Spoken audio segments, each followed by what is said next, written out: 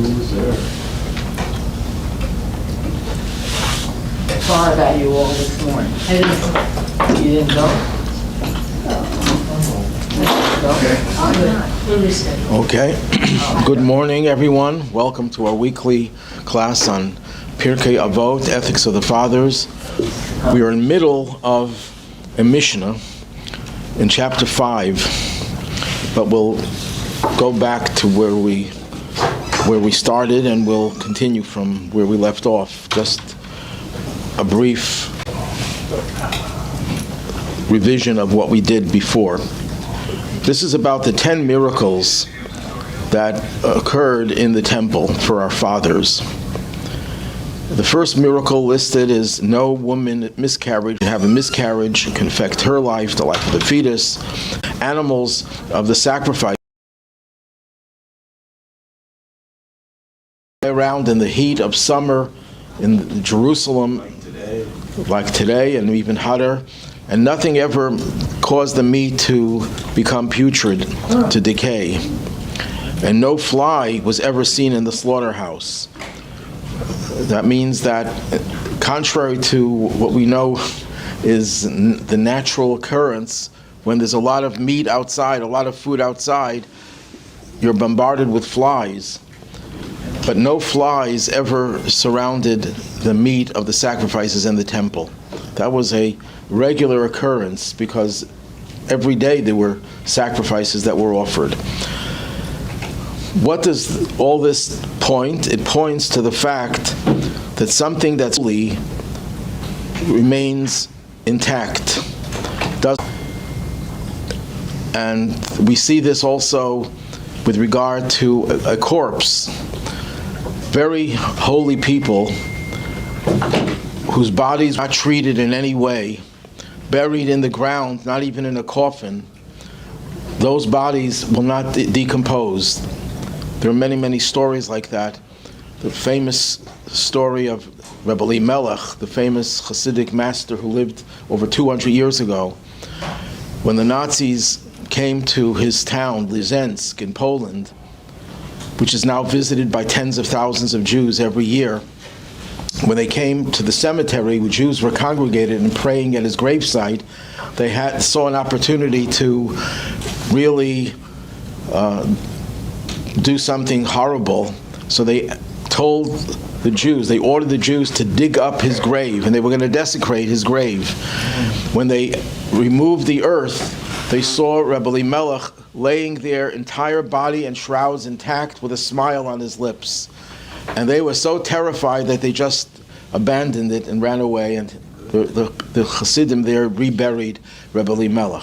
But that's not the only story. The previous Rebbe's father, known as the Rebbe Rashab, he was buried in 1920, 41, I'm not sure the exact year. They had to reinter him in another part of the city because the communists were going to, I don't know if it was the communists or the Germans, and they reburied him, and his entire body with his shrouds were intact.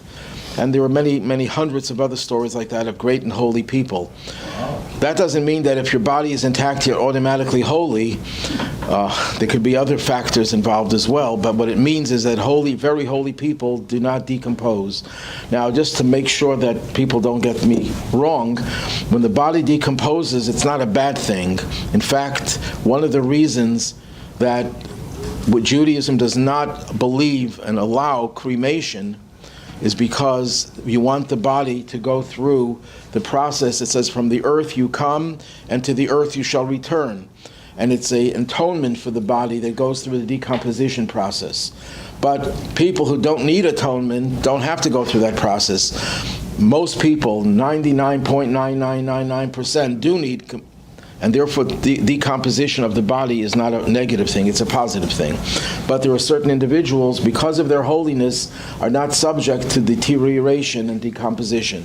No embalming either. What? No embalming.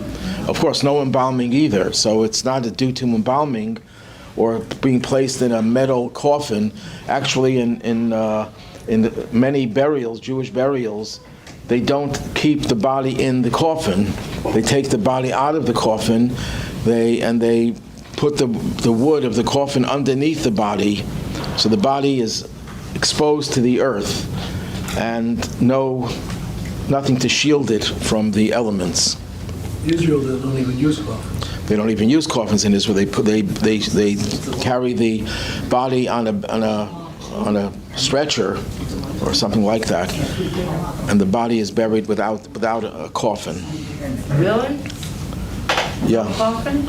in Israel, no coffin, and many in America also, in the Hasidic burials, they remove the top of the coffin, the bottom of the coffin, so the body is on the ground itself. Or holes in the bottom of the coffin. That everyone does. They put holes in the bottom of the coffin, but many funerals they don't even there's no bottom to the coffin. It's taken off and put it on top of the coffin, so the body is laying directly on the earth. I don't know if we spoke about this last time because we had an interruption we had other classes, other topics in between, but no fly was seen in the slaughterhouse. Many commentators say that this is to be taken literally, otherwise it wouldn't be a miracle, but it's also to be understood figuratively, metaphorically. The Talmud refers to the fly as a symbol of the Yetzer Hara, the evil inclination. When a person comes to the temple, when a person came to the Beis Hamikdash, the holy temple, the atmosphere was so holy, was so pervasive, was so penetrating that it quieted down the desires of the evil impulse. You felt like a different person. That's why we pray for the restoration of the Holy Temple, and we pray that it's going to be built very soon. It's not because it's the most beautiful structure in the world, although it was. The Talmud says that when Herod rebuilt the temple, if you didn't see that structure, you never saw a beautiful structure in your life. But it wasn't precious because it was beautiful. It was beautiful because it was precious. Because people valued it so much, that's why it was made so beautiful. So we want the temple primarily because it's the place that instilled within us such a spirit of godly awareness that it eliminated the fly, i.e. the evil impulse, while we were there. Of course, people would go to the temple and they would leave the temple and they would go back to their evil ways. God did not take away free choice from us. God could impose himself on us temporarily, but we have to do the rest. When you don't do the rest, you remain unredeemed. You remain vulnerable. And you'd have to go to the temple again. When people became so inured and they were not being affected by the temple, that's when the temple was destroyed. That's when God says, I don't want your sacrifices. I don't want you to trample my courtyard. Why not? Doesn't God mandate sacrifices? Yes, he mandates it. He requires it.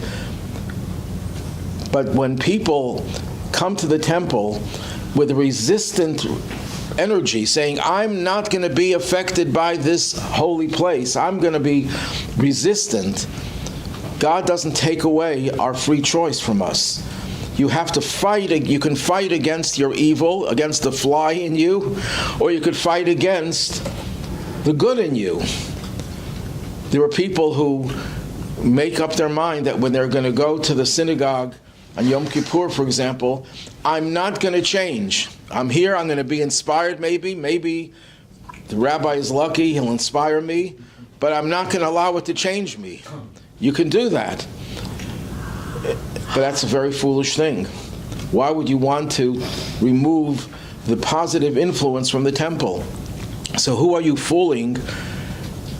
You're fooling yourself. You're deluding yourself into thinking that you'll be better off if you're resistant. But anyhow, I don't want to belabor that point, just that the temple was a place where the flies disappeared. That means literally and figuratively, the Yetzer Hara was not there when you entered the temple, as long as you didn't put up resistance to it. More specifically, the fly is a metaphor. There was an idol called Baal Zvuv, the master of the fly. So it's a symbol and a metaphor for idol worship, which was rampant in the times of the first temple. Even though the second temple's existence removed the idolatry evil, the Yetzer Hara, the evil impulse for idol worship was diminished, it doesn't mean that idolatry doesn't exist anymore. Idolatry still exists, as I mentioned in an earlier class, that people who are obsessed with the pursuit of wealth, of money, who kill for money, literally or figuratively, people who are wed to their political ideology, that I will consider my political ideology as being absolute and I can't tolerate the other side, and this is truth to me, that's idolatry. No political philosophy is divine. It's all man-made and therefore all flawed. Some are flawed more than others. But there's no political philosophy in the world that is divine, that is true. It has some truth mixed into it, but it's not true. It's very, very flawed. People who take a political ideology and they accept it lock, stock, and barrel, that's worshiping an idol. And it's no better than the person who bows down to a statue and considers that to be God. In fact, in many ways it can be worse. Because the person who bows down to a piece of gold or stone is not necessarily going to use that worship to go out and kill other people or steal from other people. But people who wed political philosophies will justify the political philosophy even if it means they have to harm other people.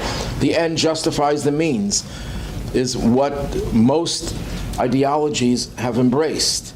That my end, my goal is good and righteous and true and absolute, and therefore whatever it takes for me to pursue my goal, I can do it. I can step on people. I can do anything I have to do, which is what all these political philosophies do. The most egregious ones, of course, are the communists and the Nazis. But today's world, people pledge allegiance to a Democratic Party, a Republican Party. It makes no difference. But if you are wed to it that they are always right and I have to do everything in my power to make them win, that's idol worship. In the temple, you didn't have all the ideologies of the world disappeared. They were all irrelevant. All ideologies of the world are truly irrelevant. There's only one relevant ideology, and that is the belief in one God and following God's commandments. And when you have that, and that informs your ideologies, then that's kosher, because your ideologies, your allegiance to them, will not be absolute, will be tempered by the teachings of the Torah. So in the Beis HaMikdash, there were no flies, no idolatry in any form, in any shape. Now we'll go to the next one, number 3. Number 4, rather. No emission occurred to the high priest on the Day of Atonement. Let me give you some background. This needs some background. The Day of Atonement is the holiest day of the year. The holiest Jew, or the one who was supposed to be the holiest Jew, was the Kohen Gadol, the high priest. The holiest place in the world was the Holy Temple, but within the Holy Temple itself, there was one chamber called Kodesh HaKodashim, the Holy of Holies. No one was allowed to enter that room ever, except for the Kohen Gadol, the high priest, once a year on Yom Kippur. That was it. So on Yom Kippur, the holiest Jew would enter the holiest place in the world on the holiest day of the year, Yom Kippur. And that's where he would pray for atonement for the Jewish people. And he would do the service there in the Holy of Holies. Now, a Kohen Gadol is one person, only one person authorized to do it. If something happened to him, he died, or anything else that happened that made it impossible for him to do the service, there was someone standing in the wings. There was a deputy Kohen Gadol who was there to take his place. It never happened. What could disqualify a Kohen Gadol? That could happen on Yom Kippur itself. He could experience an emission which would render him ritually impure, and he would be disqualified. That wouldn't be the end of the world, because he had a deputy that would take over. But the miracle was that it never happened that he should be any way become tameh, become ritually unclean, that would disqualify him from the service. Now what does that tell us? Why was that miracle necessary? There was a deputy standing waiting just in case something happens. So the commentaries point out that that would have been the most embarrassing thing for the high priest. Here he's the top honcho. Mishna doesn't use the word honcho. No, doesn't use it. But he's the top honcho. He's the holiest man, supposedly the holiest man. It didn't always work that way. In the Second Temple, people would bribe the officials to be accepted as the high priest. But his role was to be the holiest Jew. And here, he is disqualified in the middle of the holiest day of the year, when the entire Jewish nation's eyes were focused on the temple, because they knew that their fate depended on the high priest succeeding in getting God to absolve the people of their sins. This was the most important day of the year, and everyone was waiting and watching.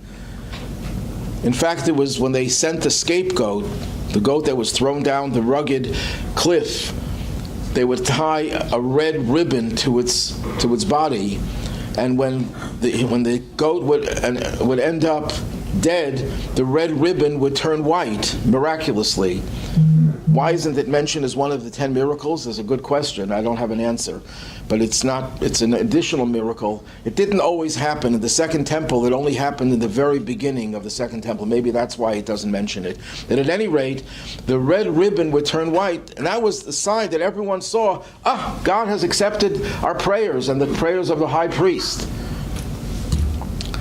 So here's the high priest. He's in the Holy of Holies, or he's ready to go in there, and all of a sudden he becomes ritually unclean, and he's booted out of the temple. That would have been the greatest type of embarrassment. So what's the point over here? That God performs a miracle that the holiest person should not have to be embarrassed, that he wouldn't be shamed by virtue of his being disqualified. And that's a lesson for us. In other words, when we read about miracles, it's not just God showing off, I can do this, I can do that. What's not bad? I mean, God's allowed to show off because he's God. He's the one able to tell us, I'm God, I created you, extol me, worship me. But God, even when he does things to show his greatness, he always wants us to learn lessons from it. So the Midrash Shmuel, one of the commentaries on the Ethics of the Father, says, what's the lesson? The lesson here is how far we have to go from causing shame and embarrassment to another person, and how far God would go to perform a miracle to avoid that from happening. One of the commentators, known as Rabbi Yosef Yavutz, he says an interesting thing. He says, because the high priest was in fact the holiest person, ideally, and it was the holiest day of the year, and he was in the holiest place, that's when you're most vulnerable.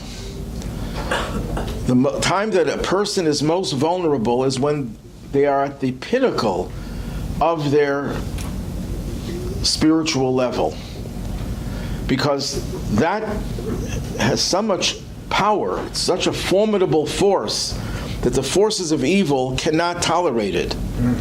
And therefore they mount the greatest effort to cause some type of mishap, some type of accident.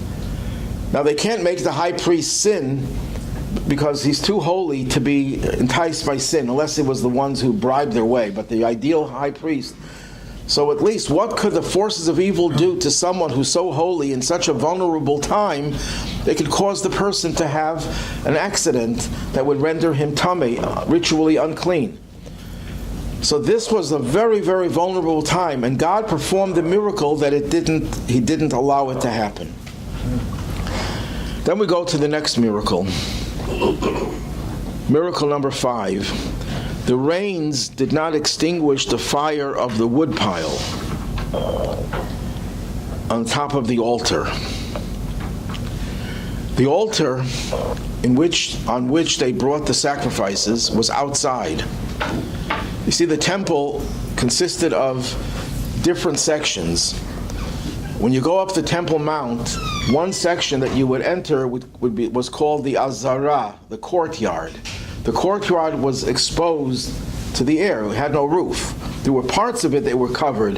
There were certain chambers on the side, but the center of it was open to the road, to the open air, and that's where the altar was.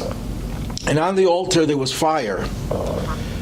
Two kinds of fire. One fire was a heavenly fire that came from heaven and remained on the altar all the time.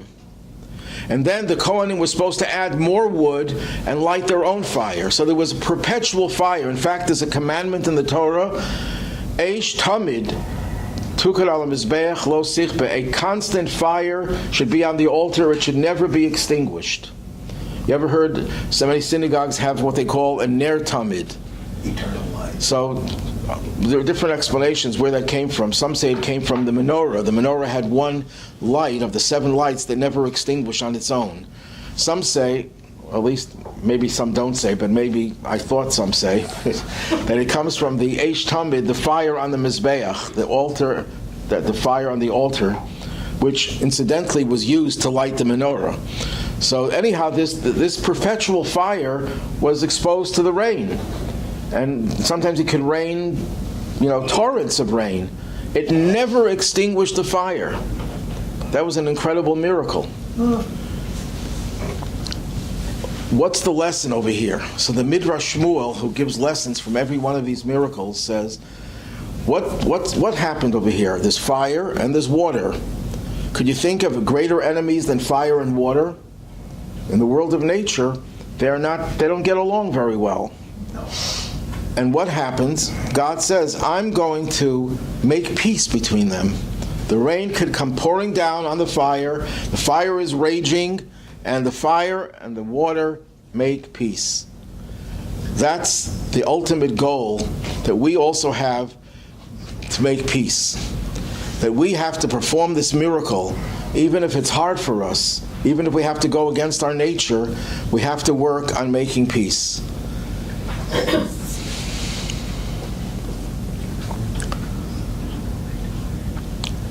The commentary called Toras Avos, from the nephew of the rabbi that's buried here in Buffalo. I think it's his nephew. I quoted from him previously also. I'll have to double check to see if it's definitely a nephew or an uncle, but very close relative. And he wrote a beautiful commentary on ethics of the fathers. And he explains things mystically. He says that Abraham, our father, was not just our ancestor. He's our father. He gave us our spiritual DNA. Just like a father biologically gives his offspring his DNA, same way the patriarchs and the matriarchs gave every Jew their spiritual DNA. But he focuses specifically on Abraham. Abraham was the first. What did Abraham do near the end of his life, or in the advanced years? He was told by God, ordered by God, tested by God to offer his son on the altar, which happens to be the very location where the temple would ultimately be built. And he piled up wood on the altar, and he started a fire. And he was ready to offer Isaac, and instead the angel tells him, don't do it, take the ram and offer the ram. That fire of that offering of Abraham burns in the soul of every single Jew from that moment onward. We inherited that fire, that flame, that fiery flame that gives the Jewish person the identity, that gives him the power, him or her the power to sacrifice everything to remain loyal, steadfastly loyal to being Jewish. That fire can never be extinguished. Even rain in Hebrew is geshamim, geshem. What's the meaning of that word? The root meaning of that word is materialism. No matter how physical of existence we enjoy, no matter how materialistic society will be, it can never extinguish that flame of the Akedah, of the binding of Isaac, that Abraham instilled in every one of his descendants. Then we go on to the next one, the sixth one. The wind did not prevail against the column of smoke. You had the sacrifices burning, and the flames created smoke, but the smoke would go up in a column. It wouldn't spread around. There was a majestic column of smoke coming up, and everyone could see it from far and wide. And it was a symbol that the sacrifices were offered and God accepted them. But when the wind blows, what happens to smoke? The smoke dissipates and it spread all over. It never happened. No matter how windy it would be, and no one says it wasn't windy there, no matter how windy it would be, the column of smoke would stand upright and would not be dispersed. So the Torah's Avos, the same commentary of Rabbi Rabinowitz, says the following, that when we came to Mount Sinai, in addition to what we were programmed by the patriarchs and the matriarchs, we were reprogrammed with deeper powers. What happened at Mount Sinai? The whole mountain was engulfed in smoke, it says. So the smoke of the sacrifice is a model of, and a replica of, the smoke of Sinai. And that smoke of Sinai, and by the way, the word smoke in Hebrew is Ashan. Ashan is said to be an acronym, and the first and the most ancient work of Kabbalah, known as Sefer Yetzirah, the book of formation. It says over there that all of existence is divided into three compartments, and they're represented by the letters of Ashan. The ayin stands for olam, world, or space. Everything occupies space. There's physical space. There's also other kinds of space, like mathematics occupies space. It has its own world in which it operates. You can't take mathematics and put it on the table, because the table is made for physical things, but it has its own space. You can take logic and put it in mathematics into logic. That's space. Then there's shana, year, time. Everything in the universe is subject to time. And then there's nefesh. Nefesh translates literally as soul, but it means energy. So there's time, there's space, time, energy, and music.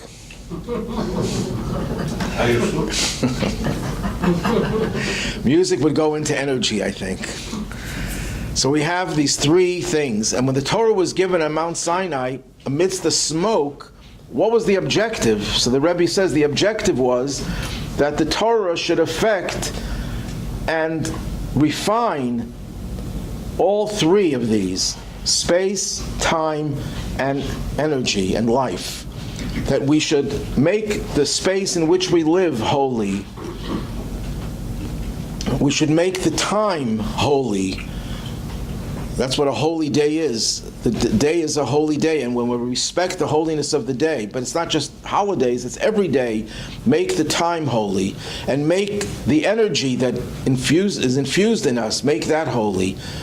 So that energy that was given at Mount Sinai to make the world, space, time, and energy holy, that was recreated every time they brought sacrifices in the temple. And no wind could disperse that column of smoke. In other words, no negative secular winds that are blowing in the world, because that's what's going on in the world. We're constantly being blown away by different ideologies and different isms. No ism, no ideology, no wind that's blowing in the world could cause that pillar of smoke, the firm, powerful pillar of smoke, to disperse and to lose its energy. That's the power, the miracle that happened in the temple. And the lesson for us is obvious, that we have to recognize that we have imprinted in us, indelibly imprinted in us, the smoke of Sinai. And that gives us the strength that we could withstand every pressure, because we're always subject to pressures. We always have energy in the world that's telling us, Go in this direction. No, go in that direction. Why are you doing this? Why are you fulfilling this mitzvah? It's not popular these days. Look what the world is going into today. Today the world is accepting new ideas that it never accepted before.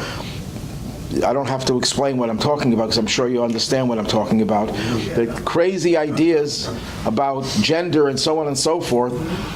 This is all winds that are blowing to cause the smoke to disappear, to dissipate, to disperse, and eventually even disappear.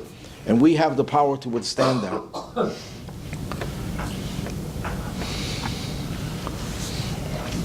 We'll go through the next one. Number 7, no defect was found in the omer, or in the 2 loaves, or in the showbread. There were 3 different kinds of bread that were used as offerings in the temple. One was the omer. Omer was a barley flour offering that was offered in the temple on the 2nd day of Passover. Up until that day that the omer was brought, you were not allowed to use any new grain. You had to wait for the omer to be offered, as if to say, we first give God what's His before we can enjoy the rest. That omer was cut, the barley was cut the night before, and they cut a certain amount. Omer is a measure, not a very large measure. It's about equivalent of a little over 43 eggs. So that's like 100 ounces, whatever. It's a small amount, and they would cut that amount.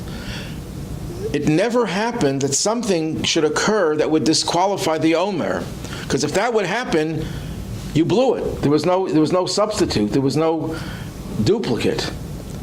And you couldn't bake some more because, number 1, you didn't have any more barley. You had to cut it the night before. And number 2, you're not allowed to bake on the holiday. It wasn't the holiday. That's for Shabbos. But you only had a limited amount. And if you didn't have, and that had to be cut the night before. A miracle happened that it never happened that they should not be able to use the omer, which would be a terrible thing because it wouldn't allow people to bring to use any type of grain. Grain would be off limits until the next year. That's the omer. The next thing is the 2 loaves. On the holiday of Shavuot, they would bring 2 loaves of bread. Actually, it was chametz. It's the only offering, there's only one other offering that involved chametz. Generally speaking, no chametz in the Beis Hamikdash, in the Holy Temple. Now, these 2 loaves were brought on the holiday of Shavuos. And you couldn't bake it on Shavuos. You had to bake it the day before. So if something would happen to disqualify it, that was it. You blew it. Never happened.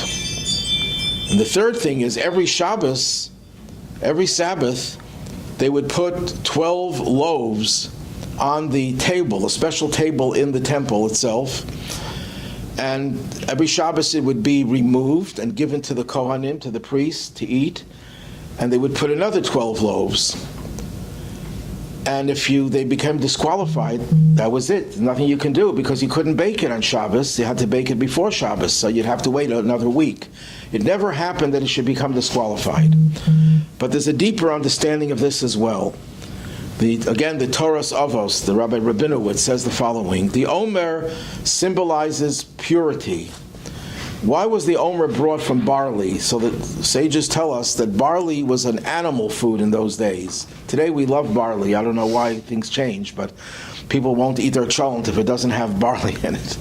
But in those days, you insulted someone by serving them barley, as if to say, am I an animal that you're serving me barley? So barley offering was brought specifically as a way of working with the animal within us, to refine the animal within us. And that's why we would count 49 days. Counting was a form of refinement and purification, bringing light into our personality. And it started with the offering of the animal feed. So this omer, this process was never undermined in the temple. The temple always had the power to bring about refinement. What about the 2 loaves? The 2 loaves symbolize the 2 parts of Torah. We have one Torah, but the one Torah has 2 sides to it. There's the written Torah, and there's the oral Torah. The written Torah is the biblical body of literature, where everything is written clearly, word by word, preserved, intact, the way it was given to Moses at Mount Sinai. Then there's the oral Torah that explains the written Torah. For example, when the written Torah says that we're supposed to take an eye for an eye, the oral Torah says it doesn't mean literally an eye for an eye, it means the value of an eye for an eye. That's just one of thousands of examples. Without the oral Torah, we can't understand the written Torah. So we need the 2 together. The 2 loaves of bread that we bring on Shavuot. Shavuot is the anniversary of the giving of the Torah. So we symbolize that anniversary by the 2 loaves of bread that symbolize the 2 parts of Torah. Then there's lechem hapanim, the show bread. Literally the word, I don't know where the word show comes from, but the word panim means face. It had many faces because the sides of the bread were raised, so you were able to look at the bread from every direction. But the word panim, face, also comes from a root that means within, pnimi. In Torah itself, there's the outer level of Torah, the revealed part of Torah, written and oral, and then there's the panim, there's the inner part, the spiritual part, the mystical part. And that is symbolized by the bread that they brought every week on Shabbat. And that was never disqualified. In other words, the Torah, through the power of the Beit HaMikdash, of the Holy Temple, remains without being compromised. Whether it's the written Torah, the oral Torah, or whether it's the spiritual, the mystical part of Torah. And likewise, the Omer, the process of refinement, was never undermined in the temple. The temple always had that power. But the first and second temples were not perfect because the people were not perfect. So they were able to somehow dampen some of these miracles. The miracles weren't as pronounced to last. The third temple, we're told, will last forever, will never be undermined or compromised in any way, because we will become, as a result of the coming of Mashiach and the revelation of God's presence in the world, we will become much more refined.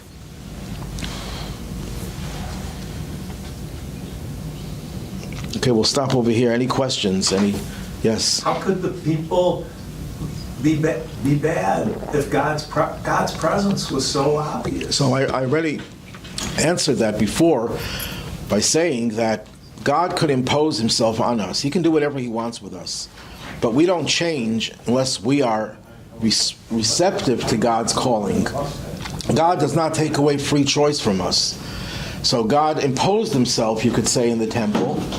And those who are receptive were uplifted in incredible ways. But there were people who decided we're not going to allow the temple's power to change us because we're happy the way we are. I'll give you an example today. How many people do you know that are prepared to change their entire lifestyle from one extreme to another? Everything about them. Not very many. It depends on the age of the person. Well, let's talk about even in the Jewish context. There are many thousands of Jews who were not observant, who became observant. But nobody ever changed overnight. Even if you saw open miracles, as many people did, it'll spur you on to do more, to learn more. Even if I'll give you an example. I used to dabble in this, in computer analysis of the Torah, where they're able to find patterns, words, coded into the Torah that dealt with future events. That you were able to see the French Revolution coded into the Torah in a place where it related to it. You were able to find the Rambam, Maimonides' life and works coded into the Torah. And there are thousands of other discoveries. This was a major area of research done by mathematicians and computer scientists. And I used to lecture on it. Then I heard a story that a colleague of mine told me that he had a student that he'd come to the Chabad house in Oxford University, and the student was very involved in Jewish affairs. He loved it. Then he went to Israel, to Eish Torah, and they gave him this lecture about the codes in the Torah. Discovered. When he returned back to England, he refused to come to the Chabad house to anything Jewish. So the rabbi met him and he says, "What happened?" And he said, "When I saw that presentation, how computer analysis proves that Torah is divine, I knew I couldn't handle it. Because that means that Torah is true. If Torah is true, I have to change my whole lifestyle. I'm not prepared to do that."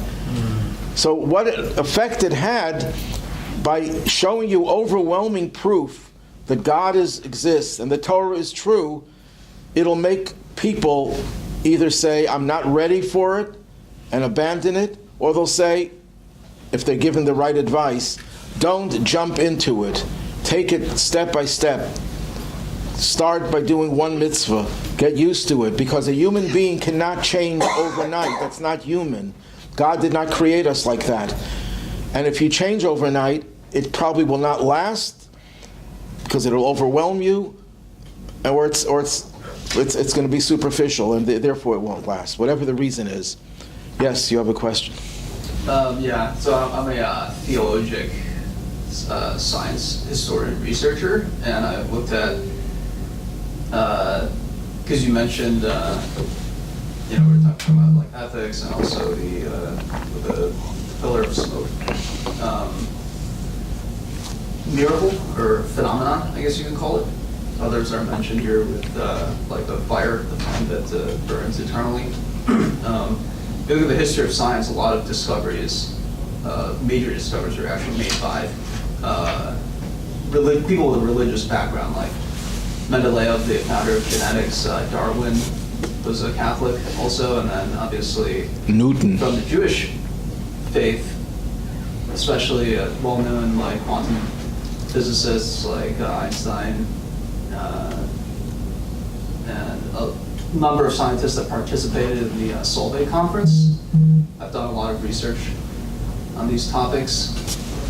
And one of the prevailing theories that I'm trying to advance is that large parts of the Old Testament, including the Torah or the Talmud, actually contain descriptions of quantum phenomena that will one day be actually validated by science. So, I mean, on one hand, they're miraculous, and that the probability of them occurring naturally is very low. But if you have the conditions for those events to happen, you can actually replicate them predictably. And one of the precepts of those conditions could be ethics. So this could be part of the sort of the supernatural layer on the world, is that what we study as like logic, math, ethics, morality, these like intangible language-based precepts, if imposed upon the material world, can actually give rise to what we would otherwise call supernatural phenomena. If you look at like the building that we're in, the probability of this just occurring like because of wind, let's say, is like very, very, very low. And so is producing a checkmate in a chess game. Like the imposition of human intelligence and will, which is inspired by God, has to be put into it for that to happen. Okay, if I understand you correctly, you seem to be saying that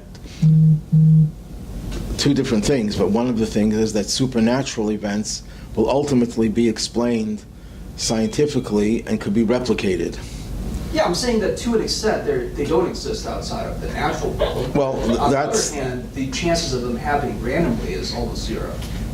Right, now, Thereby, what you're saying is... There is a kind of a will, right? That what you're saying is definitely partly true, that many miracles that God performs, He performs them by using natural forces, like the splitting of the sea. The Torah itself says there was a wind that blew all night. Now, winds blowing all night did not split seas the way it did then, but it still gave the splitting of the sea a natural channel for it to happen. That's true. But there are other miracles that God does that are completely beyond the realm of nature. And one of them was that the ark in the temple, and it's not one of the 10 miracles, which is a separate issue we'll have to discuss next week, God willing, but the ark occupied space and didn't occupy space simultaneously.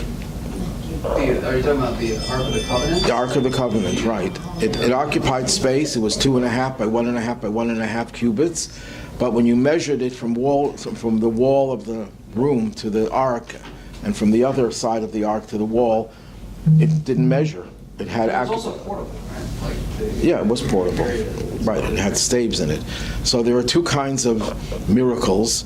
God, generally speaking, does not want to override nature because nature is also godly.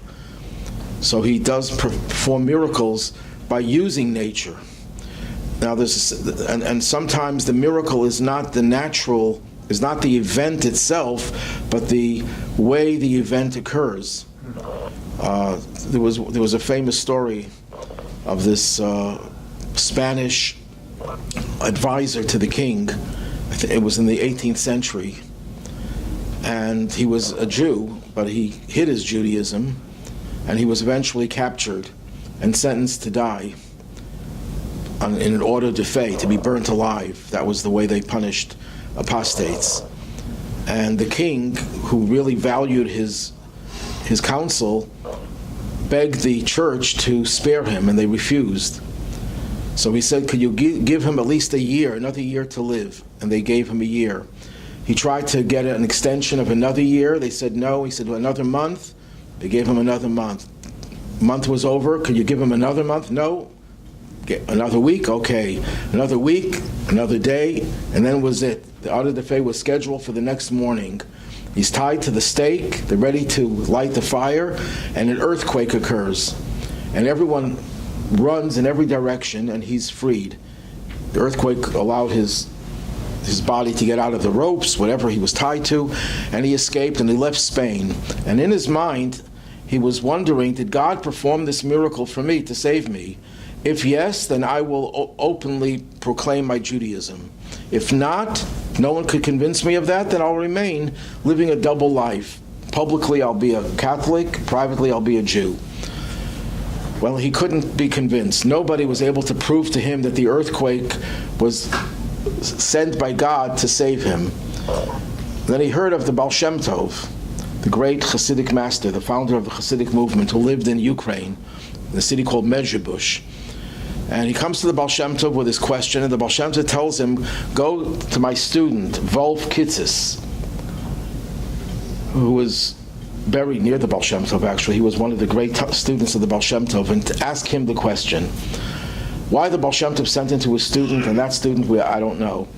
And the students told him, when he asked him the question, says, you're looking in the wrong direction. The earthquake was programmed from the beginning of creation that it would happen on that day, in that place. It didn't happen because of you. The miracle was that they postponed your execution for a year, and a month, and a week, and a day. If it had been postponed 2 days, you'd be dead. If it had been postponed 2 years, you'd be dead. The fact that everything was orchestrated to happen just when that earthquake was about to occur, that was the miracle. The miracle is the timing that everything came together in a way that would save your life. You know, they tell this story of someone who's crossing the border with a wheelbarrow, and the customs asked him, what are you carrying here? And he had a wheelbarrow filled with earth. I'm not going to make a fuss about earth. And he does this every week. He comes back for 20 weeks, each time a wheelbarrow full of earth. So they say to him, look, tell me, what's this all about? Why are you bringing earth? What are you really smuggling? They knew he must have been a smuggler. He said, I'm smuggling wheelbarrows. You're looking in the wrong direction.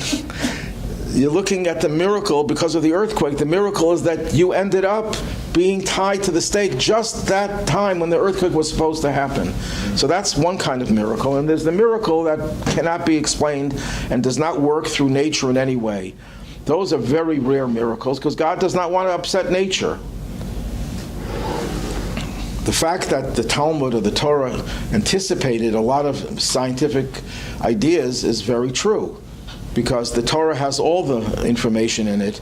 I told the story many times that the scientist was visiting the Rabbi, and the Rabbi told him that everything in the world, every scientific theory, every philosophical notion can be found in the Torah in one form or another. And the scientist didn't accept that, and the Rebbe says, well, test me. And he didn't want to, because he didn't want to embarrass the Rebbe. And the Rebbe persisted, and then he told the Rebbe three things. One was from chemistry, one was from medicine, one was from philosophy. And without missing a beat, the Rebbe showed him in the Torah where all these three ideas are really expressed in different words, in different language, but the same concepts were there. So everything is in the Torah, because the Torah is the blueprint of creation. That doesn't mean that everyone could find everything in the Torah, nor does it mean that we should look for cures for diseases in the Torah. That's not what the Torah was given for. The Torah was given to guide our lives, to live godly lives. And if you want a cure for a disease, you go to the medical community for guidance. Of course, it doesn't mean you don't pray to God, you don't get a blessing. Those are all important, but Torah has everything in it, but not everyone could find everything in it, and that's not necessarily the way God wants us to find things. He put the information in the world of nature, and he wants us to explore nature to find the answers to these medical problems. Unless you're at a higher level, then you could find those answers even without going to the medical community. Any questions? Any other questions? You meant about the altar where the flame was continuously going? Yeah. Is that where the kotel is now? Kotel is the wall around the mountain. Temple Mount was a mountain, and the wall was built around the mountain. The Beis HaMikdash itself, no walls remained. Oh, Nothing of the Beis HaMikdash itself remained right, I intact. guess, yeah. Okay. They're not exactly sure where that altar was. There are people who have theories as to where it is. Some people feel they know exactly where the altar was, and based on that, they can figure out where you're allowed to walk, where you're not allowed to walk.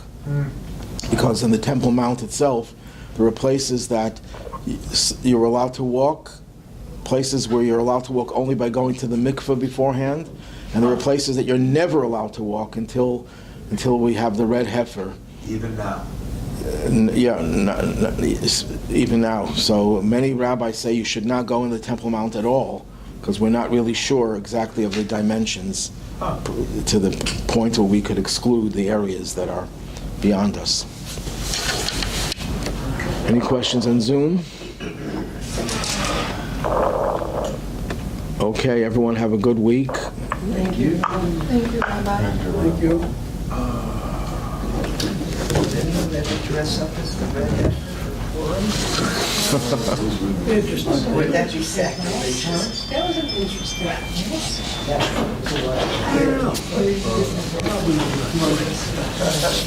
It's just a red cow. Actually, this goes in the sound. I think they have two in Israel. And the Arabs are getting nervous. Gotta sit closer. All right.